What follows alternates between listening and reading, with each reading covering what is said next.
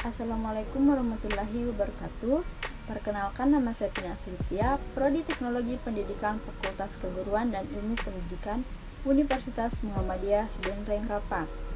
Nah, pada video kali ini saya akan menjelaskan sedikit tentang dampak masif korupsi. Dampak masif korupsi yang mendorong berbagai aspek kehidupan berbangsa dan bernegara. Pertama, dampak ekonomi. Berbagai macam permasalahan ekonomi lain akan muncul secara alamiah apabila korupsi sudah merajalela, dan berikut ini adalah hasil dari dampak ekonomi yang akan terjadi, yaitu 1. Lesunya pertumbuhan ekonomi dan investasi. Yang kedua, penurunan produktivitas. Penurunan ini akan menyebabkan permasalahan yang lain, seperti tingginya angka PHK dan meningkatnya angka pengangguran. Yang ketiga, rendahnya kualitas barang dan jasa bagi publik. Yang keempat, menurunnya pendapatan negara. Dari sektor pajak, kondisi penurunan pendapat dari sektor pajak diperarah dengan kenyataan bahwa banyak sekali pegawai dan pejabat pajak yang bermain untuk mendapatkan keuntungan pribadi dan memperkaya diri sendiri. Yang kelima, meningkatnya hutang negara. Kita tidak bisa membayangkan ke depannya apa yang terjadi apabila hutang negara yang kian membengkak ini digunakan untuk sesuatu yang sama sekali tidak produktif dan dikorupsi secara besar-besaran. Dampak sosial dan kemiskinan masyarakat. 1. Mahalnya harga jasa dan pelayanan publik. Kondisi ekonomi biaya tinggi berimbas pada mahalnya harga jasa dan pelayanan publik, karena harga yang ditetapkan harus mendapat menutupi kerugian pelaku ekonomi akibat besarnya modal yang dilakukan karena penyelewengan yang mengarah ke tindak korupsi. Yang kedua, pengentasan kemiskinan berjalan lambat, seperti lemahnya koordinasi dan pendanaan dan lembaga, karena korupsi dan permasalahan kemiskinan itu sendiri yang pada akhirnya akan membuat masyarakat sulit untuk mendapatkan akses ke lapangan kerja yang disebabkan latar belakang pendidikan.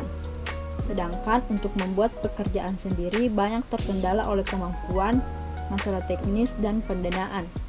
Yang ketiga, terbatasnya akses bagi masyarakat miskin.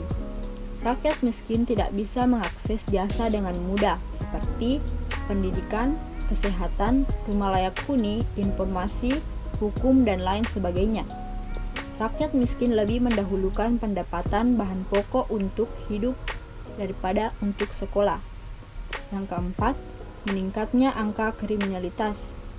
Surjono Sukanto menyatakan bahwa penegakan hukum di suatu negara selain tergantung dari hukum itu sendiri, profesionalisme aparat, sarana dan prasarana juga tergantung pada kesadaran hukum masyarakat. Yang kelima, solidaritas sosial semakin langka dan demoralisasi. Korupsi yang begitu masif yang terjadi membuat masyarakat merasa tidak mempunyai pegangan yang jelas untuk menjalankan kehidupan sehari-hari. Selanjutnya, C. Runtuhnya otoritas pemerintah.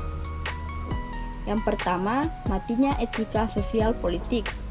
Korupsi bukan suatu bentuk tindak pidana biasa karena ia merusak sendi-sendi kehidupan yang paling dasar, yaitu etika sosial bahkan kemanusiaan. Kejujuran tidak ditegakkan lagi, dan paradoksal adalah siapapun yang meneriakkan kejujuran justru akan diberikan sanksi sosial dan politik oleh otoritas menteri, aparat penguasa, bahkan oleh masyarakat sendiri. Yang kedua, tidak efektifnya peraturan dan perundang-undangan.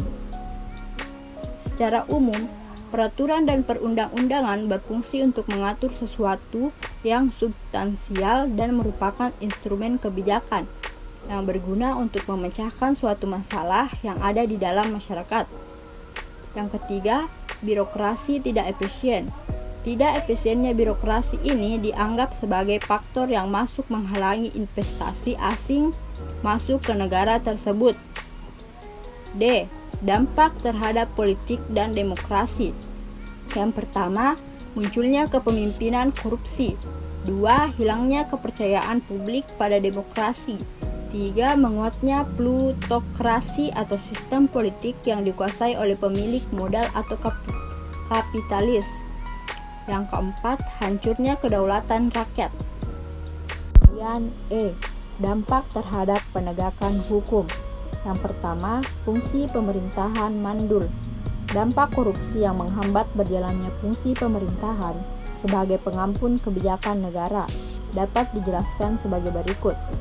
A. Korupsi menghambat peran negara dalam pengaturan alokasi. B. Korupsi menghambat negara melakukan pemerataan akses dan aset. C. Korupsi juga memperlemah peran pemerintahan dalam menjaga stabilitas ekonomi dan politik. 2. Hilangnya kepercayaan rakyat terhadap lembaga negara.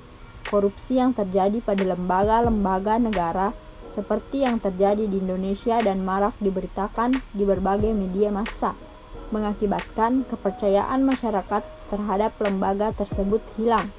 Berikut ini lembaga negara yang paling korupsi menurut Barometer Korupsi Global pada tahun 2009. A. Legislatif, B. Partai politik, C. Kepolisian RI, D. Lembaga peradilan atau Mahkamah Agung dan Kejaksaan Agung. F. Dampak terhadap pertahanan dan keamanan. 1. Kerawanan Hankamnas karena lemahnya alutsista dan SDM. 2. Lemahnya garis batas negara.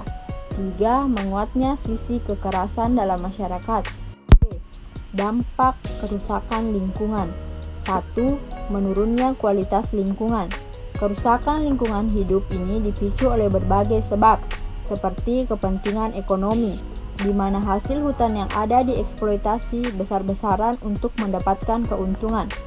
Eksploitasi ini dianggap paling mudah dan murah untuk mendapatkan keuntungan. Namun, di lain sisi eksploitasi yang dilakukan tidak dibarengi dengan upaya penanaman kembali atau reboisasi yang baik dan terencana, sehingga hasil eksploitasi hutan ini meninggalkan kerusakan yang parah bagi lingkungan. Kerusakan ini juga diakibatkan oleh lemahnya penegakan hukum. Kedua, menurunnya kualitas hidup. Lingkungan hidup yang telah rusak bukan saja akan menurunkan kualitas lingkungan itu sendiri, namun lebih jauh akan berdampak terhadap menurunnya kualitas hidup manusia yang ada di dalamnya, serta kualitas hidup global. Kerusakan hutan hujan tropis yang akan mengurangi persediaan oksigen bukan hanya untuk wilayah tersebut, namun juga oksigen untuk bumi secara keseluruhan.